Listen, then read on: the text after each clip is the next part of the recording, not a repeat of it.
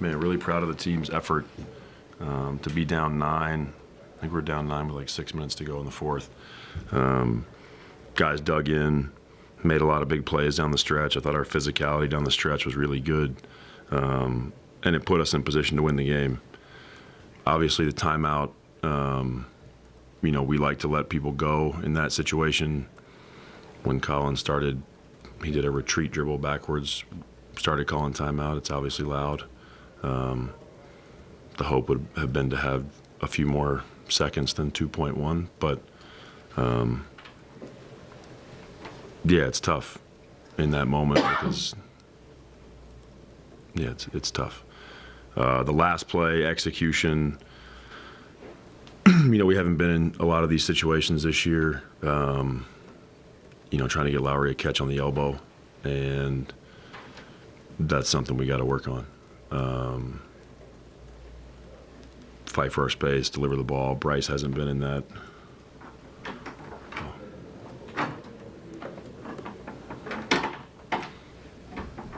I hope I didn't say anything offensive. Bryce hasn't been in that situation inbounding either at the end of a game. It's good experience for him. It's good experience for our team. I think the guys fought hard enough to win. We got to take the same competitiveness and energy into this road trip, and we will break through. I think that the team is getting better.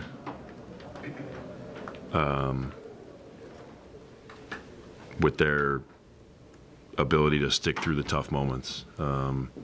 Turnovers continues to be a separator in some of these games. To have a 1-point game at the end where you have 10 more turnovers than the other team, that is both encouraging and disappointing at times, because I do think that the guys are battling and competing at a level where they can put themselves in position to win the games, and we just have moments where we're a little sloppy with the ball. But the last 2 games, to have that energy, physicality, competitiveness on a back-to-back for our group, I think is really encouraging. The last 2 games and the tone of those 2 games is representative of who we want to be.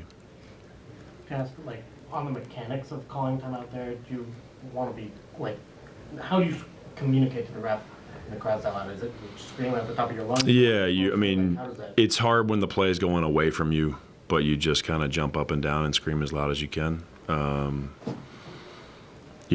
The refs have a hard job in that moment because they all have something to watch, but there's also one of them usually that's thinking about if I'm going to call timeout or not, or if a coach is going to call timeout or not. But yeah, those decisions are in a split second. I know myself, and I know that I like to let the team, with 9 seconds when we get the rebound, 8 seconds, you want to let them go. And usually my instinct is the second we start going backwards, you're calling timeout. But I would have loved for it to have been 3.5 seconds instead of 2.1, but that's where the human factor of all this comes into play. And it's hard because you don't know exactly how it would have ended up had they not blown the whistle and everybody kept playing. Maybe Colin would have finished it. I told Bull in the locker room I robbed him of a moment at the end of the game. But you go into those situations, we practice these situations, you have cues and things that you're looking for, and didn't go our way. What was Colin's reaction? Colin was very gracious to me in the locker room. On the court, he was a little more frustrated in the moment of emotion, which I get.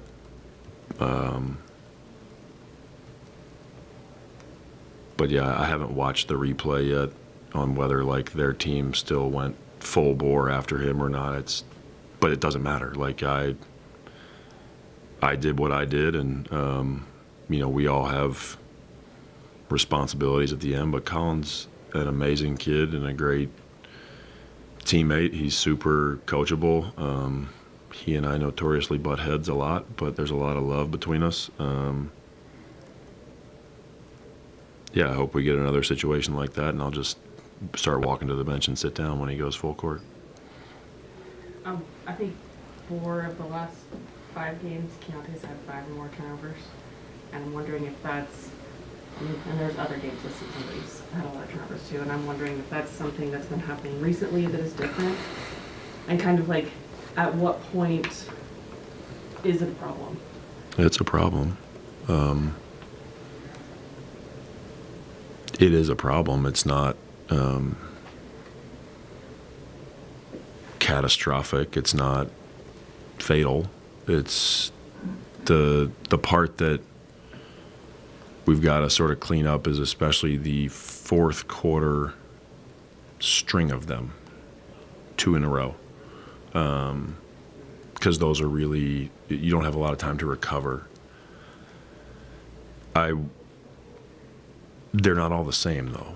Like, it's not like one play that he's making over and over again. But this is the growing pains and the responsibility of myself and our staff and Keontae to work through those moments. He's not going to get better at them. We're not going to get better at them by hiding him from those moments. Now it's a team, and there's other guys who are playing well, but also in that moment, he has 3 turnovers at the moment in the game. I can't predict that he's going to have 2 in a row. I have confidence in Key. He works really hard. He thinks a lot about these situations. We work on them in practice. He watches film on them. And I have no doubt that a breakthrough is coming. But right now, it is a problem. But this is going to be one of those games where everyone is going to sort of cherry pick information and pick something. Well, if we made all our free throws, we would have won. Or if we had gotten a rebound on this play, we would have won. It's very easy to do that after a game that ends the way that one did. But yeah, we have to clean up our turnovers in general, but especially in the fourth quarter. We saw a lot of Lowry in the post against mismatches. What did you think about the looks you guys got out of those actions, and what goes into making the most out of those possessions?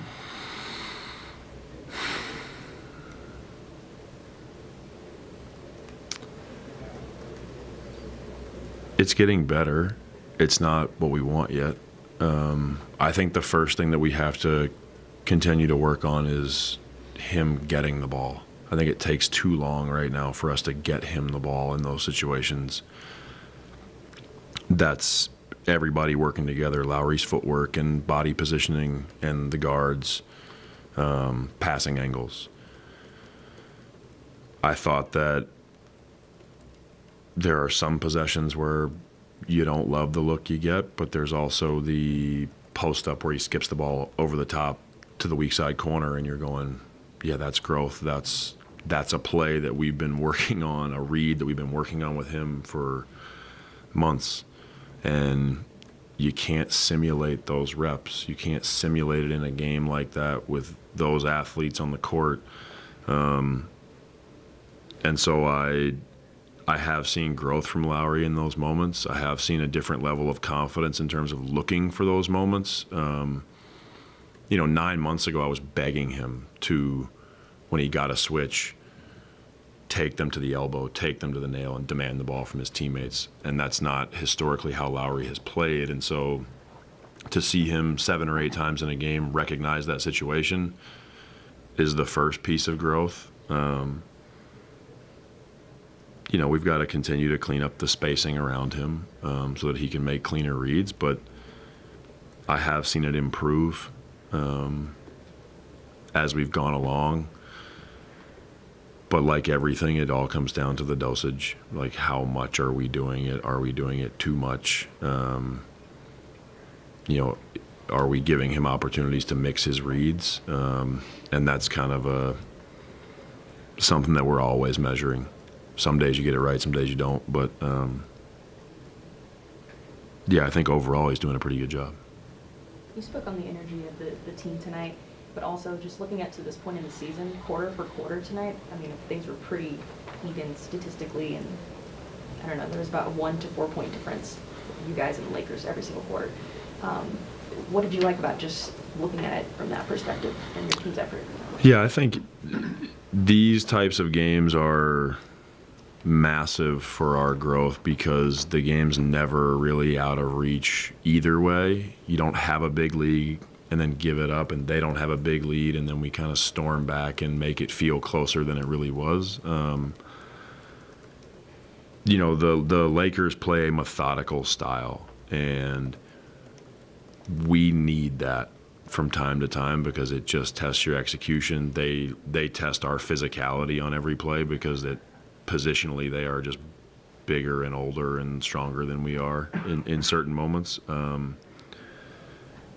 So I thought it was good for the team to sort of be in that back and forth the entire night. We'd make a run, be up 4. They'd make a run, be up 4.